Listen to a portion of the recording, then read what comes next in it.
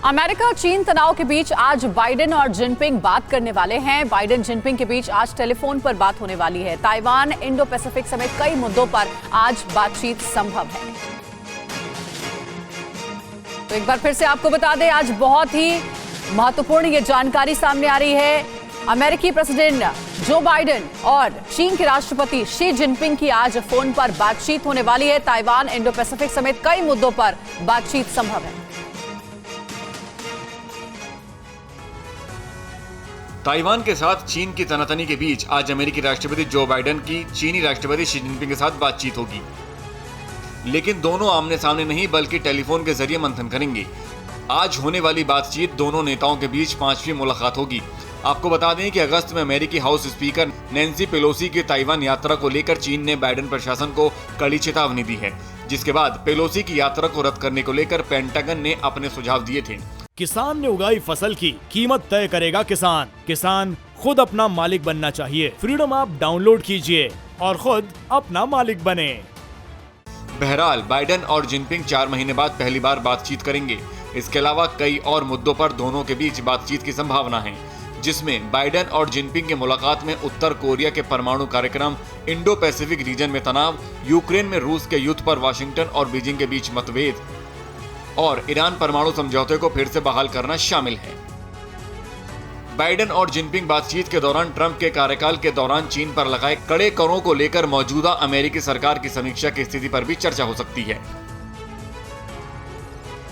और सिर्फ इतना ही नहीं बल्कि चीन की लगातार मिल रही चीन की ओर से धमकियों के बाद अमेरिका अब और आक्रामक हो गया है। अमेरिका ने साउथ चाइना सी में भेजे हैं विमान वाहक पोत और बताया जा रहा है कि विध्वंसक मिसाइल से लैस है USS Ronald Reagan. Nancy Pelosi के प्रस्तावित ताइवान दौरे पर चीन ने धमकी दी है, अमेरिका को दी है अंजाम भुगतने की धमकी। अमेरिकी विमान वाहक पोत यूएसएस रोनाल्ड रीगन और उसके स्ट्राइक ग्रुप, जिसमें विध्वंसक मिसाइल और टारगेट मिसाइल क्रूज शामिल है, ये सिंगापुर से दक्षिण चीन सागर की ओर रवाना हो गए हैं। ये खबर चीनी थिंक टैंक के हवाले से दी गई है। हालांकि अमेरिकी सेना अपने काफिले के साथ कहां रुकेगी, इसका खुलासा नहीं किया गया है, लेकिन खबर है कि ये सैन्य समूह ताइवान स्ट्रेट में अपने ठिकानों पर तैनात किया जा रहा है। इस बीच खबर है कि चीन भी इस क्षेत्र में अपनी हवाई ताकत बढ़ा रहा है।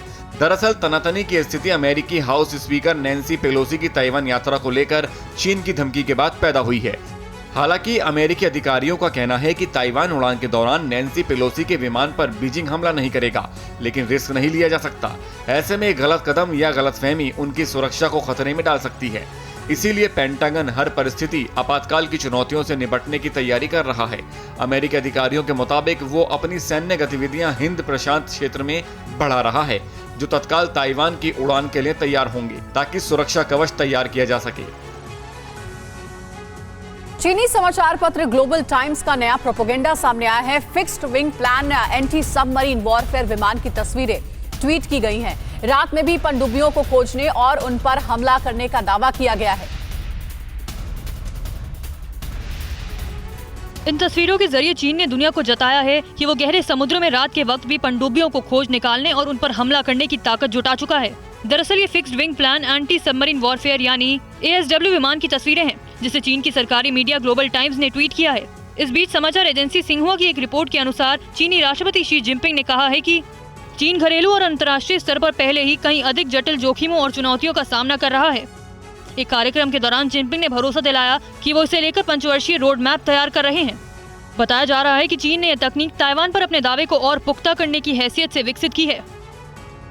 दरअसल वाशिंगटन 1979 में वन चाइना पॉलिसी पर सहमत हुआ और PRC को एकमात्र वैध चीनी सरकार के रूप में मान्यता दी।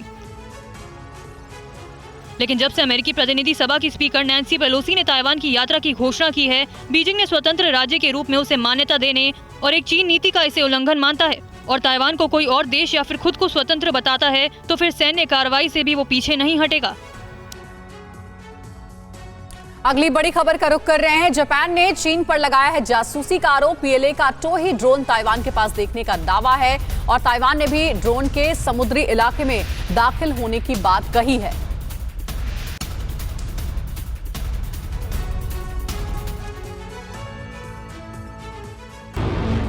जापानी रक्षा मंत्रालय के मुताबिक चीनी पीपल्स लिबरेशन आर्मी यानी PLA के एक सशस्त्र टोही ड्रोन को ताइवान द्वीप के पूर्व की ओर समुद्री इलाके में उड़ता हुआ देखा गया। इसके बाद ताइवान मीडिया ने भी दावा किया है कि पहली बार ताइवान की सीमा में PLA का TB001 ड्रोन दाखिल हुआ, बाशी चैनल को पार किया और चारों ओर चक्कर लगाकर लौट गया।